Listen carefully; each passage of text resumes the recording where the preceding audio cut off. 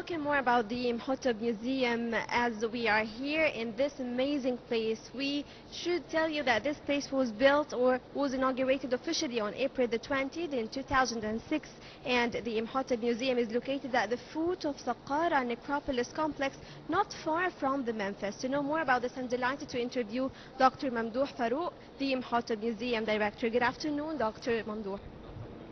First of all, I would like to tell you that I'm really fascinated by the museum and the efforts exerted to maintain the beauty of this place. Would you please tell me, how do you feel each day when you enter the museum and put an eye and just throw an eye on these efforts exerted, and how do you feel working in this place? I can't express my deep feeling that I am director of this museum, because it's a special timber, because its collection inside this museum is rare and unique, and it was good picked up from discoveries of Saqqara sites. So we have many objects, 300 of objects extracted from Saqqara sites. We have oldest mummy in ancient Egypt for the king Merin Ra, the first king in 6th dynasty, and we have also cheese preserved in jars, and some magnificent and unique architecture elements that brought from Saqqara site, the Djoser complex, and we have also here the oldest medical tools for the doctor car preserved inside. So Imhotep is the first architect in ancient Egypt who invented a new style of stone, okay, and he was genius and legend in the reign of the King Djoser, we can say 2,500 years ago. So is a first technique and the mechanism how to use stone or limestone in architecture. That's a very long history. Yes, because in the archaic period, in 1st and 2nd dynasty, the ancient Egyptians used a mud brick in architecture. So he is genius and he is skillful to use this kind of stone to build the Djoser complex from stone. Would you please tell me why this museum was built in the first place? Yeah, I think that there is one is called Jean-Philippe Loehr. Jean-Philippe Loehr was a French architect, okay, and archaeologist. He lived in Egypt 75 years. Yes, in excavating and restoring and preserving the Djoser complex of Djoser. So he was falling in love in Imhotep. He was dreamed to build a place to include many collections about Imhotep and Saqqara, but unfortunately he died before he see this museum. He died 2001, and this Imhotep museum was built at 2006. 2006. Yes. And of course, he's not the first person to fall in love with Egypt, Yeah. and do something to just make it memorable, so that everyone could every day remember all the beauty of the mummies, the beautiful mummies, the beautiful monuments that we have in Egypt. So my question to you is, people always listen in the news that we have new discoveries each day regarding the tourism sector, but they always wonder, where do these new discoveries go? Where do we save them? Yeah, we still, the sands of Saqqara had hidden secrets inside or underneath these earths. Still there are secrets. Yes, I think the majority of Saqqara site didn't reveal these secrets. So we have to, I have to tell you, okay, that there is some discoveries in unique Bubastinian sites that we found, many mummified animals, cats and ibis, crocodiles, and we have here, we display some of them in Imhotep Museum. And we have also many exhibitions from foreign missions or Egyptian missions, still working on these sites, and we still reveal the sand. So I think that from 2018 until now, we discovered the most of them about exactly about the gilded or golden leaves, golden statue, and many kinds of mummified animals. This is very unique. Is not special. It's exclusive in Saqqara. It is exclusive in Exclusive, Saqqara. yes, because Giza Cemetery or Giza Plateau I have now found. We found mummified animals. So Saqqara, we have Serabium. Yes, Serabium of or course, Serabium the amazing had a serapium. special.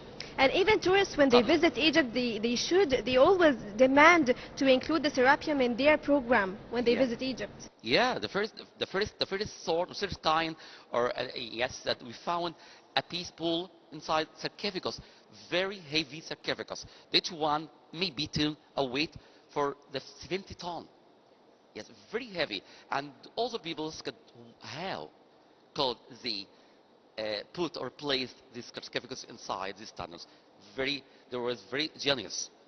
I think we can have the chance to enter the Serapeum as well and Yeah. just know more about it. But when we entered the museum, I was delighted to be accompanied by you in a tour in this museum. And we found many special pieces in this museum. But one of them were the stones that we talked about earlier. And I asked you a question that I would like our dear viewers to hear, that these stones, they look similar to some modern stones that we can see and witness nowadays. How do you know that these stones are old and they are ancient?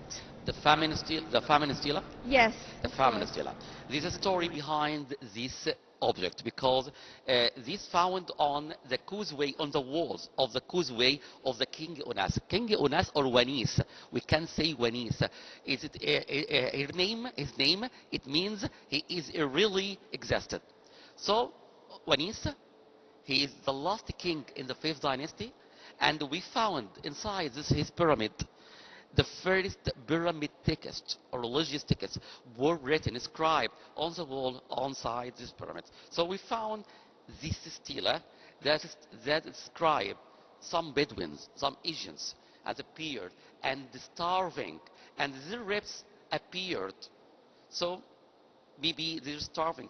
That story tells us that coming to Egypt, escaping from the farming or something is happening in their country, and when the king Ones knew their conditions, he sent his leader to give them provision, food and drink, and he recorded this event on this stone, and a very unique one. We have a fragment in Louvre Museum, and the original one here in Imhotep Museum. The original one The is here, fragment, the but in fragments. the Louvre Museum, it is not the It's original one. but Oh. it's fragments. It's a part. Fragments, Yes, it's yeah, fragments. parts of it. But the most one is a block here in the tomb hall in Imhotep Museum is describe the many people that men and women starving.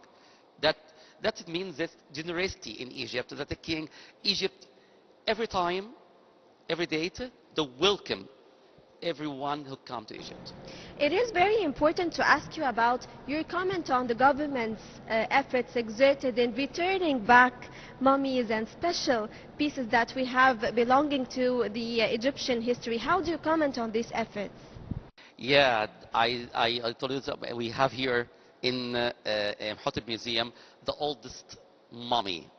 You know that necropolis or Saqqara necropolis includes many bodies of the kings and the noblemen and all the kind of all levels in Egyptian society. So we found all the kind of mummies. The king Miri in Ra, okay, that was found this mummy at 1881 inside the pyramid of the king Miri in Ra, and this mummy was out of sarcophagus or coffin. That is maybe the thieves or looters snatched or took it this mummy, and when the police return back this mummy again. So their conditions, and we have cartonnage, the new kind of mummy, because they found the features of faces were faded out. How could we preserve these features? They invented a new style of cartonnage. Cartonnage was a kind of wood, layer of wood, and was covered with linen and the layer of painted gesso. So I can draw everything. religious inscription, anything to protect this mummy in afterlife. But before we talk about the restoration of these mummies and how you save the colors, these are original colors of the mummies. I saw Yeah. them, and it was really fascinating that the colors are blue, clear white, clear red. Yeah, yeah. So how do you save them? But before I hear from you how do you save them, I would like your comment about how challenging it is for us to return back these mummies as they were looted, and now we got them back. How challenging was this? This is a confusing question that all the people ask.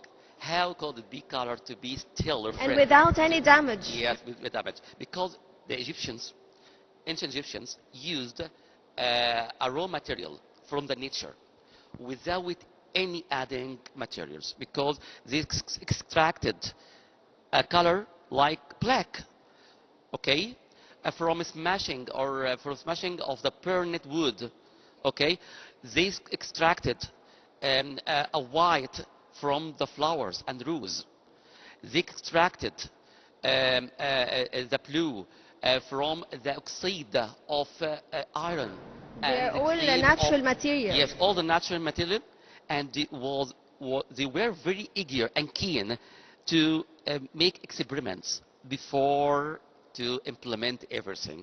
So Uh, in Egyptology, mm. they used to experiment colors before Yeah. they use it. Yes, exactly, exactly. Actually, they used experiments. So we have, asking me how did they do it? I will answer you that they used the experiments before everything. So that when I experiment or try to put a color on each other, I can give me a test or results very elegant for this. How do you comment and how do you follow the stories of the beliefs of the ancient Egyptians regarding the afterlife? It's a very good question. But the ancient Egyptians basically built their pyramids, their architecture on the religious concept or the cult concept. So we have here that they believe that there is another palace in afterlife. They made a fiance wall, okay, that there is four doors that behind the soul will transfer to another gate.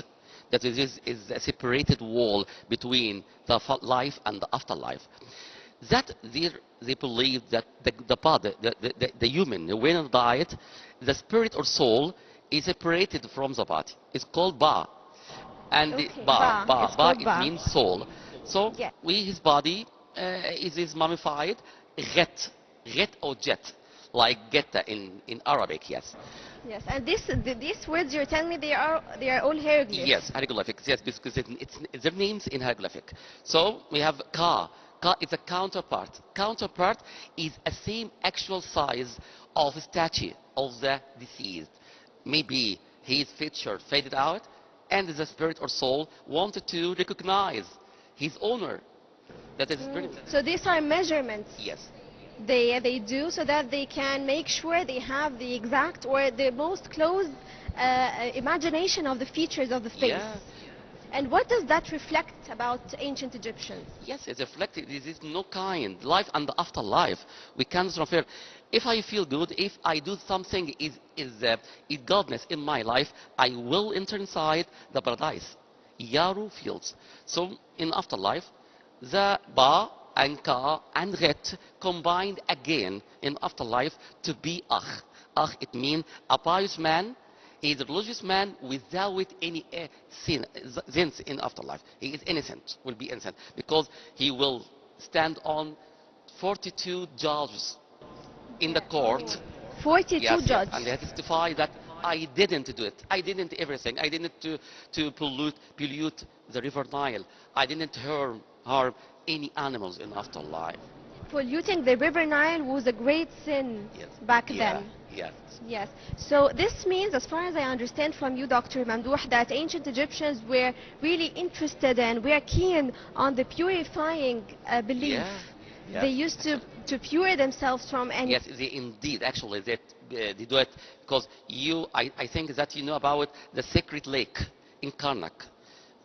sacred lake in Karnak, the river and the water. Yes, the all priests and religious men do the practice and the rituals and the ceremonies that they purified 5 times in Delhi. 5 times in Delhi, because they will enter inside the temple and they will do many ceremonies for the god.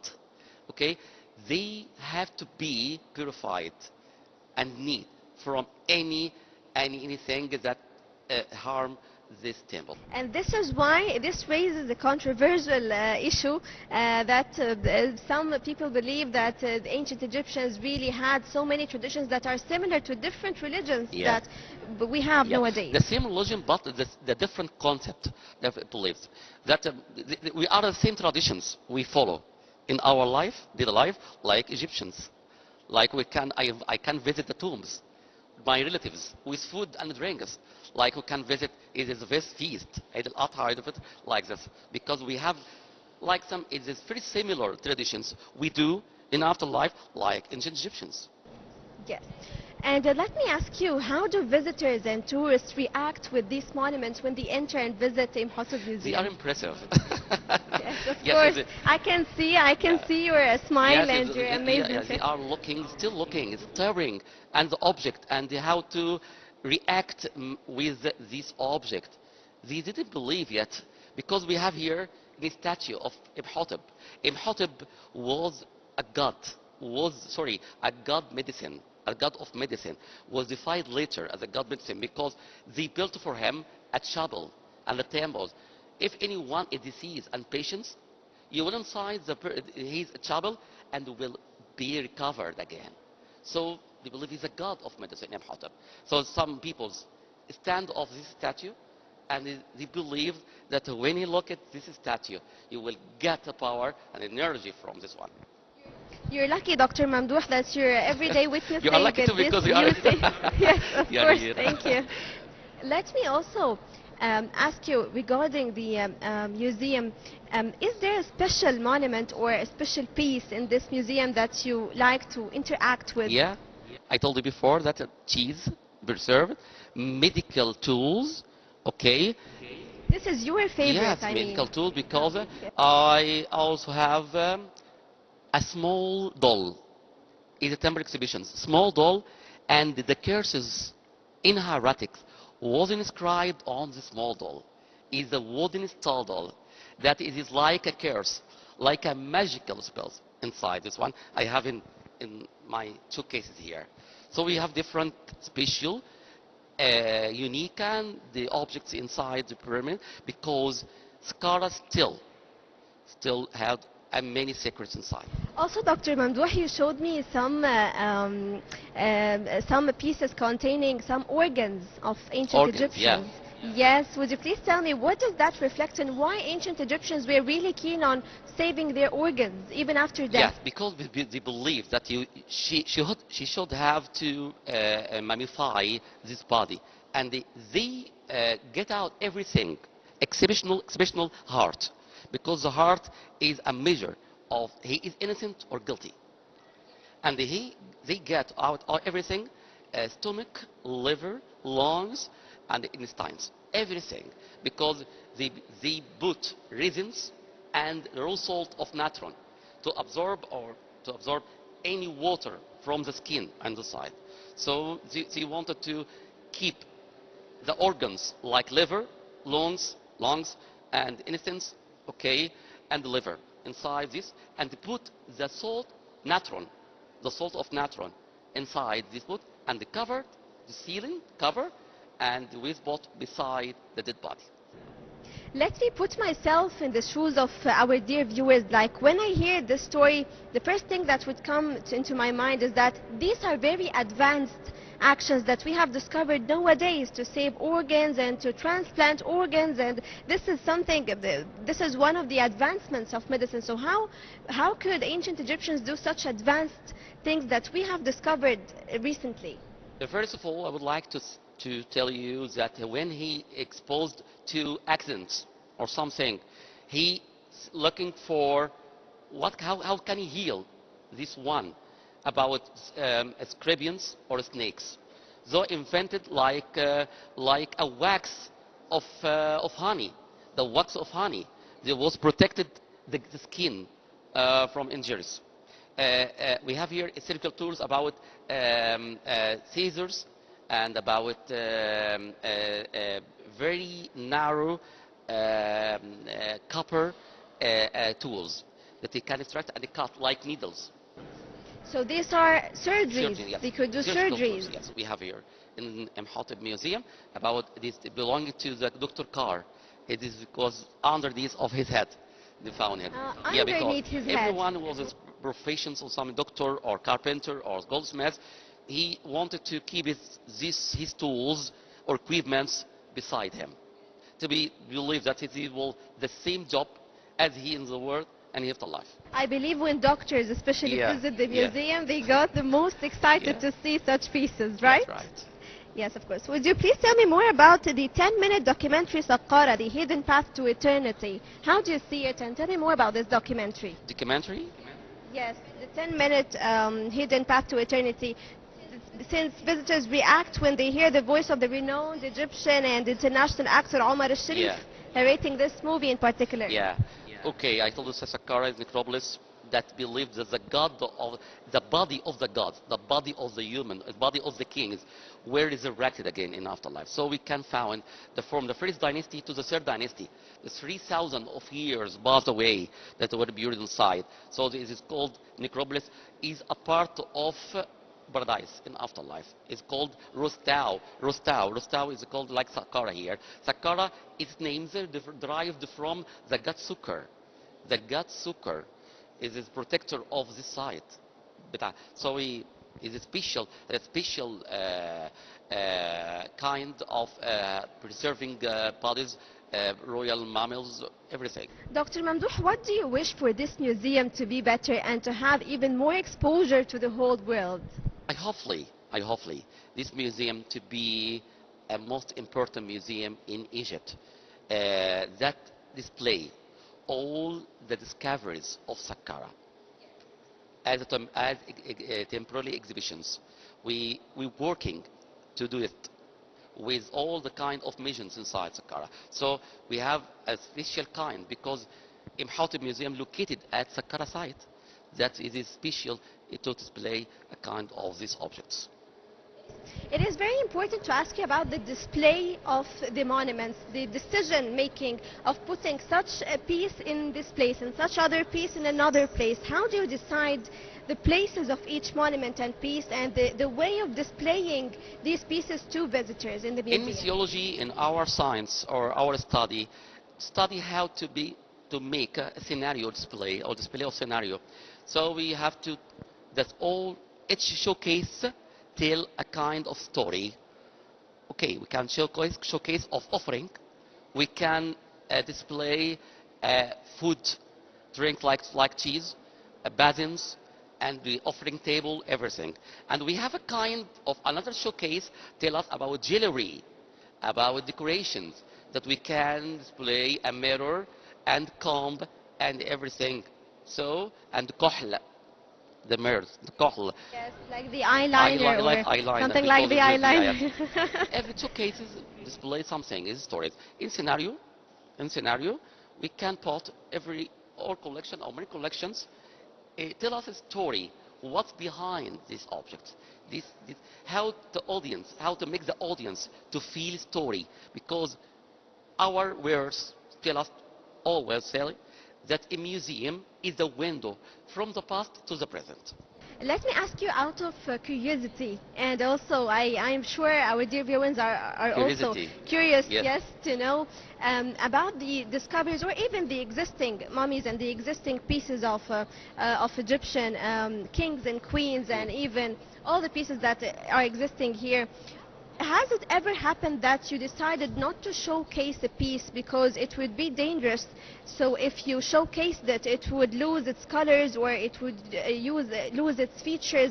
It is not good to be exposed to the air or anything. Have you ever made this decision to not showcase a piece in the Yes, museum? before deciding to display anything, we have to committee of display the scenario that we choose it according to something or some criteria.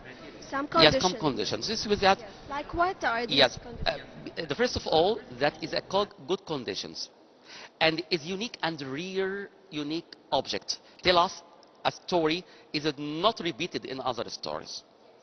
So maybe it is exposed to heat or temperature, but it must be restored and conserved before displaying. So we have here the laboratory of conservations before everything. Yes, because we we are also curious to care about the objects before and during and after displaying. Okay, so there are some conditions, and based on these conditions, you decide whether to showcase the piece or it wouldn't And serve the according to piece. scenario display, Yes, according and to according display, to the it's very scenarios, of important that course. we Of can course. choose or pick up object according to scenario display. Yes, of course. I would like to thank you Thank you. so much, Dr. Mamdouh Farouk, Imhotep Museum Director, for these valuable insights. And I feel like a proud Egyptian Thank you for this sitting meeting. here and Thank you. interviewing you. And I would like to thank you for your efforts in saving our legacy. Thank you. Thank Thank you you for so audience. much. Thank you for everyone. And I hopefully to come and I invite all the audience to come to Imhotep Museum to see and watch very important museum in Egypt. Of course, and me personally, I'm coming again. Okay, you are welcome. Thank you so much. Thank Thank you. you, dear viewers. Now we're going to have a short break and get back to Night Cruise Show.